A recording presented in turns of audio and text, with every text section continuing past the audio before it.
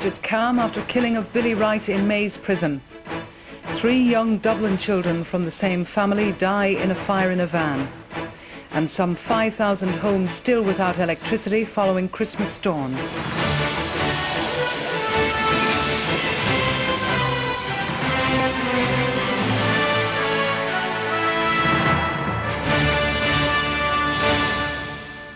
Good evening. The Northern Secretary, Dr. Mo Mowlam, has urged the people of the North to stay calm following the shooting dead this morning of the prominent loyalist Billy Wright inside the Mays prison. Wright, who was believed to be leader of the loyalist volunteer force, was shot a number of times in the back.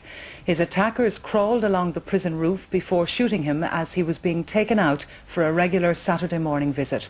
The RUC said 3 INLA members subsequently gave themselves up and 2 weapons were recovered. Politicians from all sides have called for restraint for the sake of the peace process. Among Republicans, Billy Wright from Portadown was the most feared loyalist paramilitary in Northern Ireland. Many of his family had been killed. Several previous attempts had been made on his life. I have 3 family dead here that died against the IRA, and have survived numerous murder attacks by the IRA. This morning he was shot dead at the Maze while on the way to a prison visit from his girlfriend. The INLA gunman crawled over the roof of H Block 6 and jumped into the LVF exercise yard. He then ran across the yard, opened the back door of a minibus and shot Billy Wright up to 5 times in the back. His close friend and fellow inmate, Alec Kerr, who was on Christmas parole, described what happened. The INLA prisoner were in the visit, and this boy jumped down off the roof of A1, whose name's known as like, and pulled the visit's door open, the visit's farm door open, shot him 4 times. Even the graffiti in West Belfast shows the hatred the INLA held for the man known as King Rat. Loyalist sources said they knew the Republican group was planning something. The INLA said it killed him because of what it claimed was the ongoing genocide against nationalists.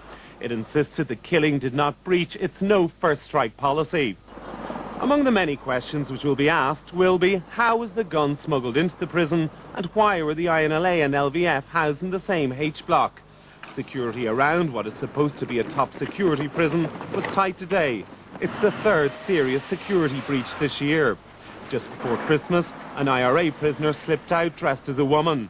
Earlier in the year, a sophisticated IRA tunnel was discovered. Tonight, tension is high in nationalist areas. The gates which separate loyalist and Republican communities in West Belfast have been closed. The killing of such a prominent loyalist will have serious implications.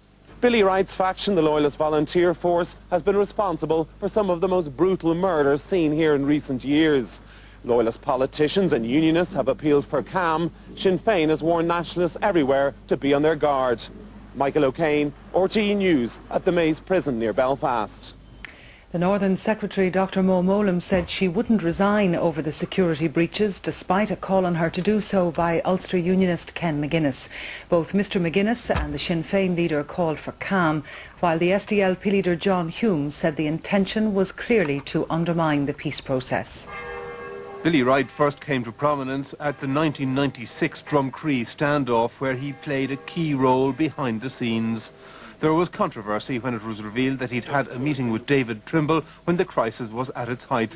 Then he was a leading member of the UVF in Portadown, but with the murder of Catholic taxi driver Michael McGoldrick by those close to Wright, the strains were already showing that would lead to him being expelled from the organisation to form the Loyalist Volunteer Force. Since then, that group has been blamed for a number of killings, including those of 2 GAA officials, Sean Brown and Jerry Devlin.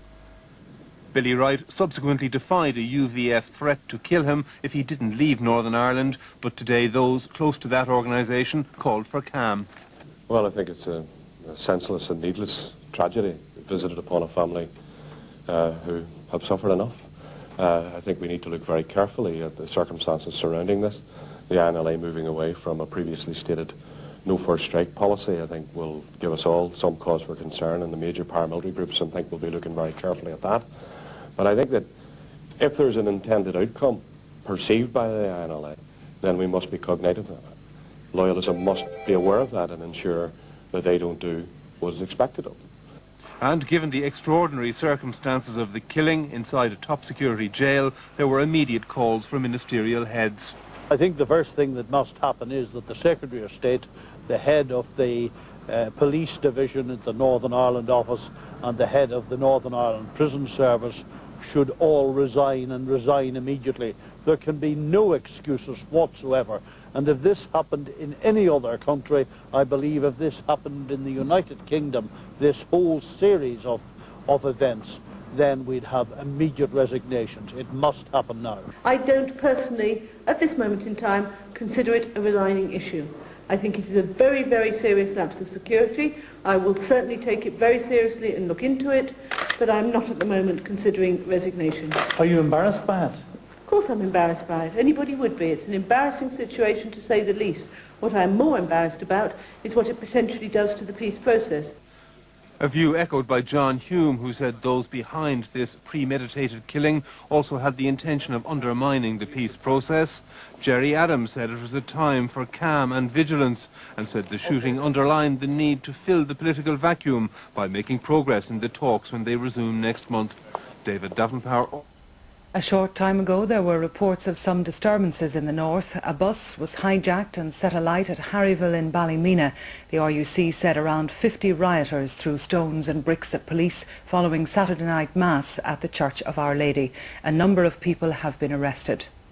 Earlier, the Minister for Foreign Affairs, David Andrews, urged the greatest restraint on all sides. Taoiseach Mary Harney urged both communities in the north to avoid any overreaction to what she called this dreadful deed. The Fine Gael leader John Bruton said the murderers set out to promote retaliation against their own community to restart a spiral of murder.